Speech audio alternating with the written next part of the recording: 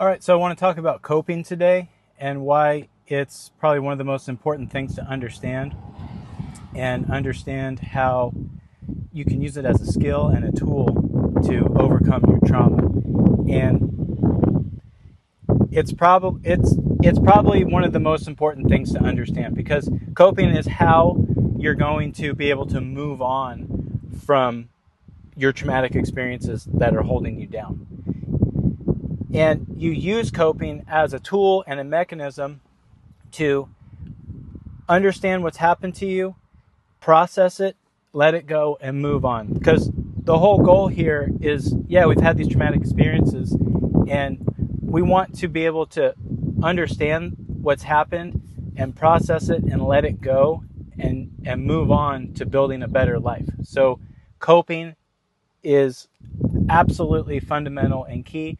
And it's something that you just become aware of, and you learn how to cope with your feelings and the trauma that will be arising in your life, because it never really goes away. It bubbles up, and there'll be new experiences that come that produce trauma.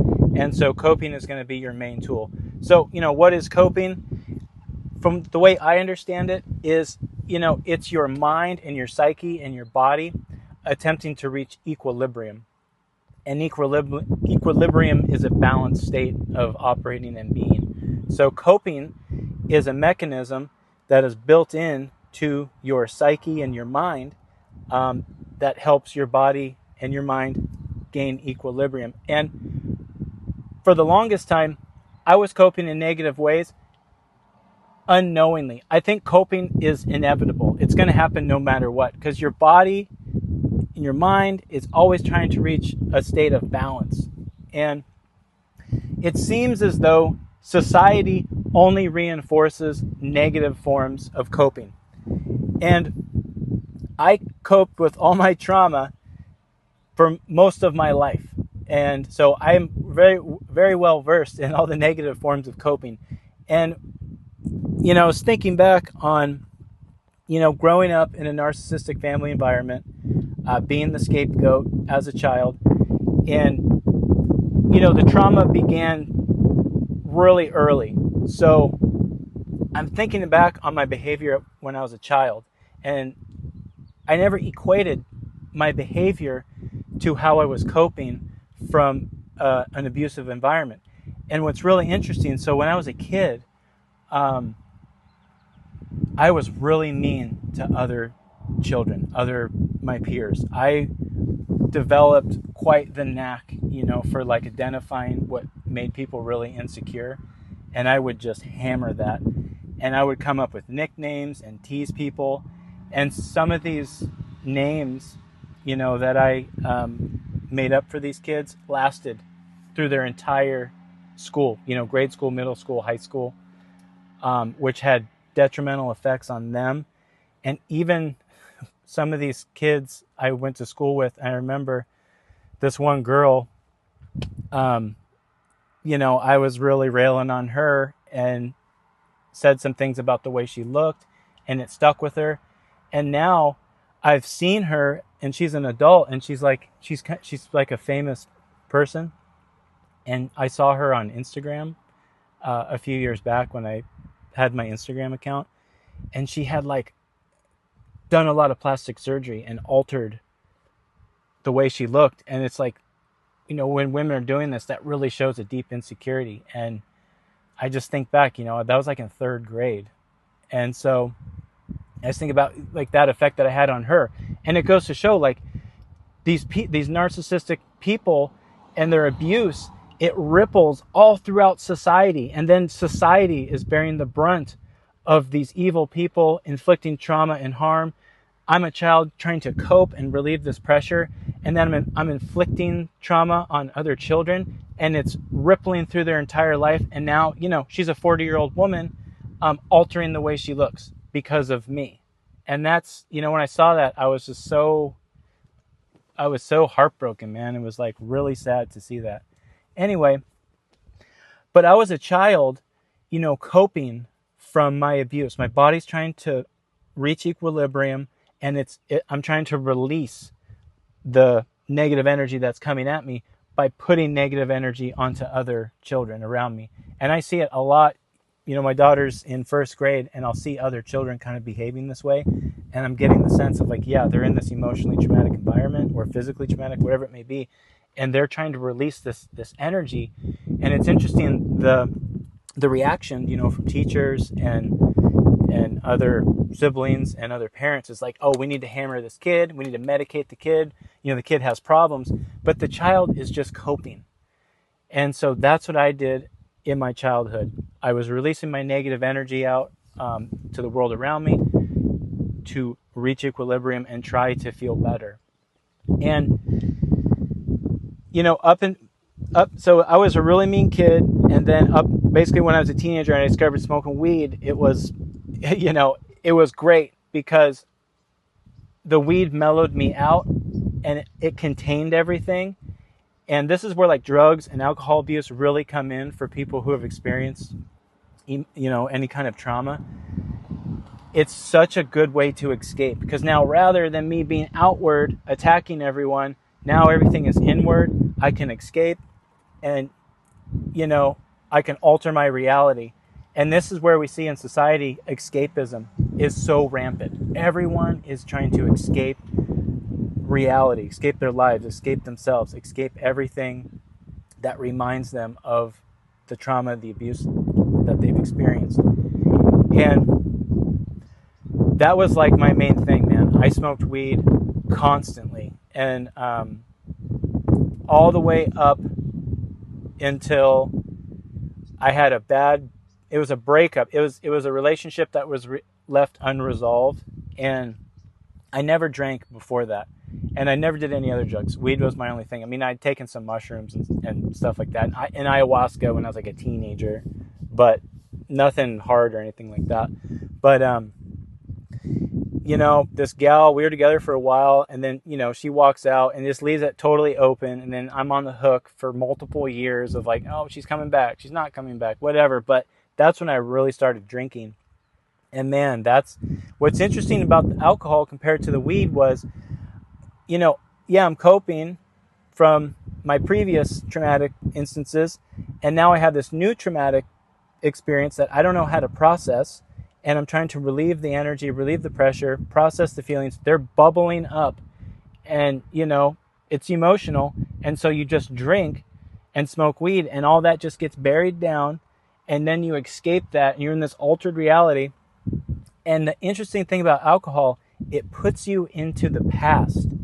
It's like time travel. Like I would have these experiences where I'm, you know, drunk and emotional and like remembering and feeling all that stuff from the past. And I was just stuck in the past. It just held me in this, you know, in the old thing that we had that's not there anymore, you know, and I just couldn't move on from that. And, you know, that continued all the way up until, you know, I had like a rock bottom experience, and then I was forced to, it was either like, I'm just going to drink myself to death, or you're going to turn it around. You know, that was basically it. I was just faced with that decision. And just out of like sheer willpower and, you know, some help along the way of like, all right, man, let's just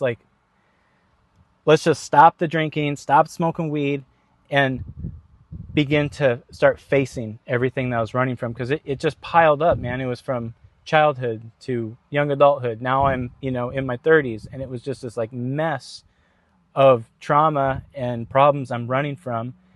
And yeah, it was going to be game over if I didn't deal with it. And so this is like the bridge between negative coping and positive coping. And, you know, it's like a fork in the road. So man, I took this other turn, and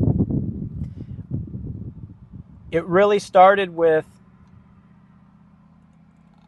it's kind of, you know, I'm going to say this a lot, and you have two choices with the trauma and all the emotion and everything you're running from. It's like, you can either let it control you and you're living by it, you know, it's influencing you, you're running from it, you're bearing it down, you're drinking, you're being mean to people, whatever you're doing to cope, it's running you, or you live with it and you make the decision to face it and acknowledge it and start to accept it and try to understand it and then just move forward. And I swear, man, like I had that realization, and that was the whole thing. And so I started kind of unknowingly, because I wasn't aware of coping.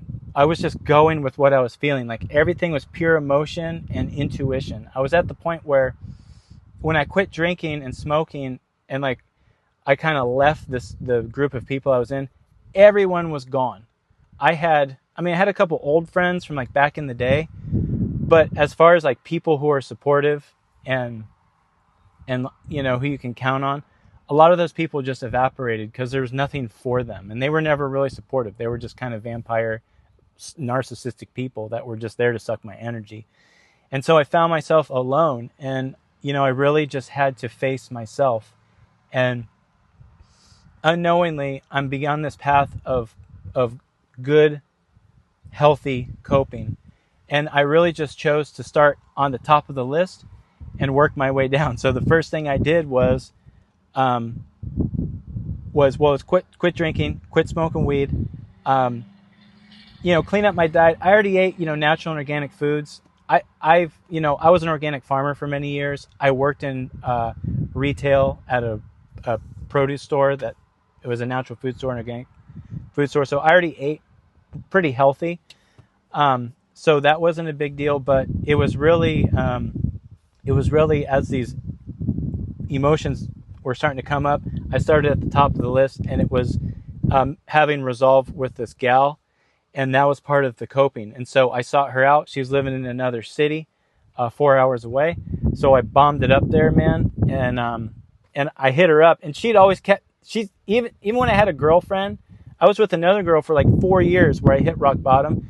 The whole time, this other girl from this unresolved relationship would like throw me these little like, oh, she'd just like send a nuke like right into our relationship in an attempt, you know, to blow it up. And so of course, you know, I had her contact, and I hit her up, was like, hey, let's get together. You know, just want to, you know, I didn't say anything crazy. I just want to say hi, and went up there and we went out to dinner. And it was weird because when I first saw her, I saw her in a completely different way than I had seen her before. And she was definitely a narcissist, or she is. And I was doing all this work, and I was like, my spirit was strong, and I was like mentally strong, and I was facing all these demons, and she didn't get me under her spell, and she tried so hard.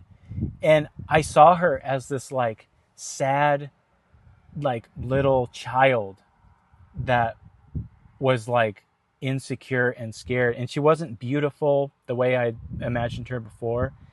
And I just saw it like that, and I'm just like sitting there across from the table from her, and yeah, you know, like we're talking, and like the big thing for me was forgiveness. It was like, I just forgive you, you know, because I blamed so much on her, and I was ready to move on from that, and that was my whole theme of like connecting with her and then saying, yeah, okay, I forgive you, and it worked. And you know, we stayed out really late, and she has a dude, of course, you know, she was like a hot yoga chick.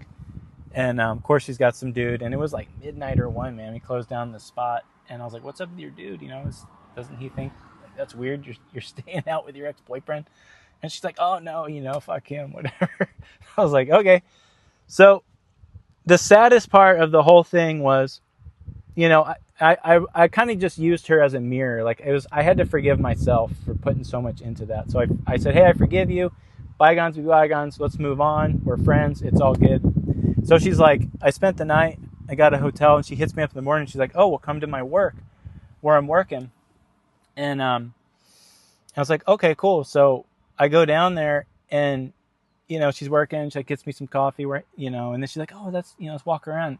And man, she's like all on me, wanting to like hug on me. And she's like trying to kiss me. And she's like trying to like get me back. And I'm thinking the whole time, man, I'm like, this is the same game she ran on me. And now there's some dude who was me, you know, 5-10 years ago, whatever, and he's sitting at home not knowing what the hell's going on, and she's running the same game. And I'm just like, man, this is so beat. Like, why would you do this? So I was like, no, I'm good. I got to go. And I hopped in my pickup and like, boom, that was it. And I cut her loose and like, she's off, man, in the ocean of despair that her life is. And I pray to God she can't cause carnage for other poor people. Cause man, like what I went through with her was miserable, but that was the coping, you know, that was part of me, you know, facing all of this and choosing to be aware of it and process it and make sense of it. So much of it is just, it doesn't make sense. And that was the journey of starting to understand good and healthy forms of coping. So what are some other, you know, good forms of coping? Obviously awareness is number one. We want the truth. You know, I'm going to say that over and over again. It really boils down to the truth. So we want the truth of our situation. We want the awareness of what's happening to us. And then we want the knowledge and the input and the understanding to reason what's happened to us in our mind and make sense of it. Because so much of the narcissistic abuse is the gaslighting. In your world, it's like red is black and up is down and right is right and left, or right is left and left. You know what I mean? Like, it's so confusing. So the whole thing is for us to reason and to gain our own understanding the way that we perceive it ourselves, because we have a unique perspective. All of us are different. And it's really important that you understand this for yourself.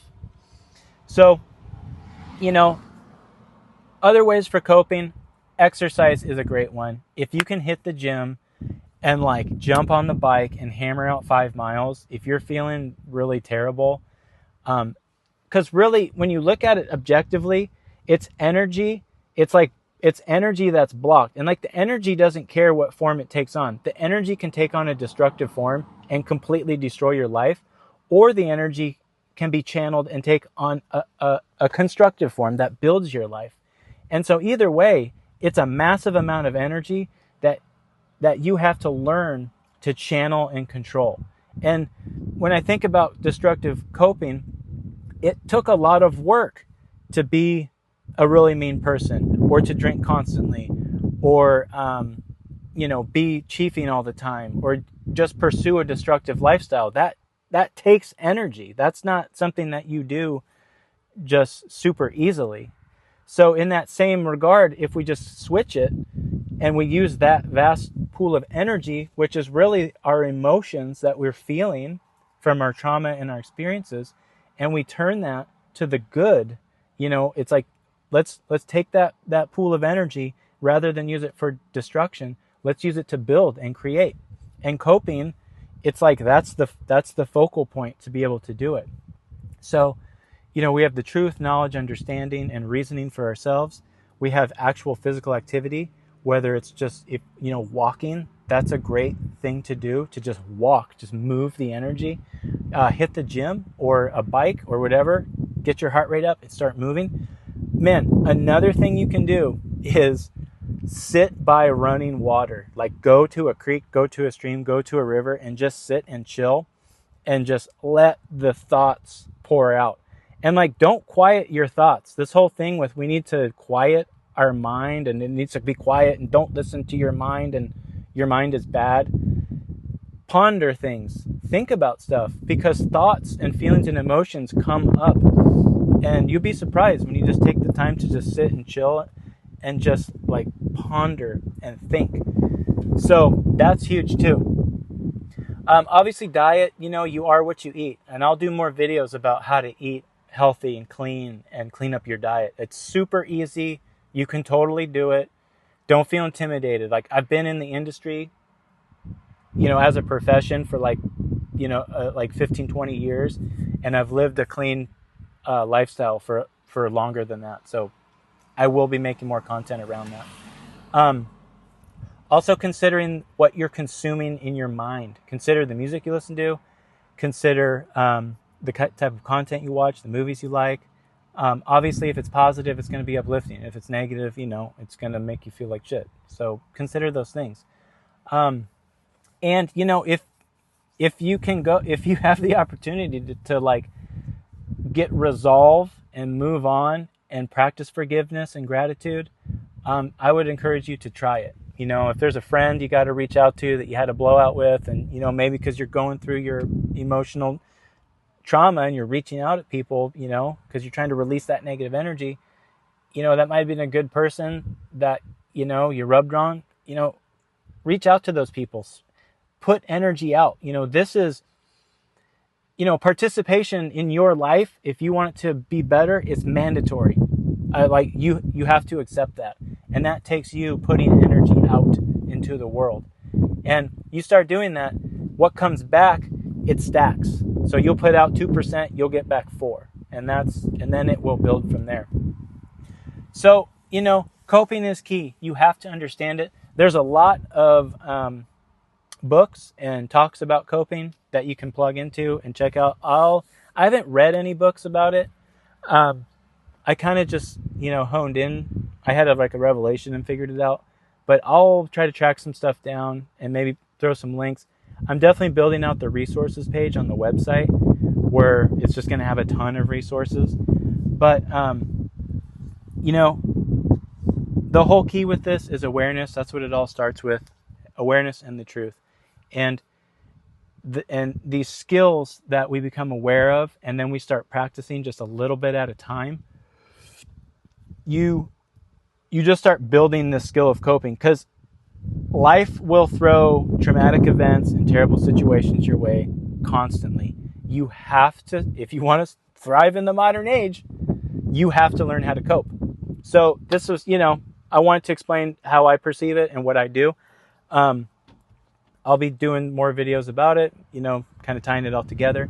But I strongly encourage you to start really getting into the coping and observing your behavior, and observe behavior around people around you, because you can learn from the people that you're observing their behavior. And it's like these poor kids, they're exhibiting signs of traumatic abuse, and they're coping by, you know, being you know, disruptive and trying to get attention and energy, putting other kids down. And, you know, if we can elevate above and understand, we can really help these people. You can help these kids, and you can say, no, this kid doesn't need to be medicated.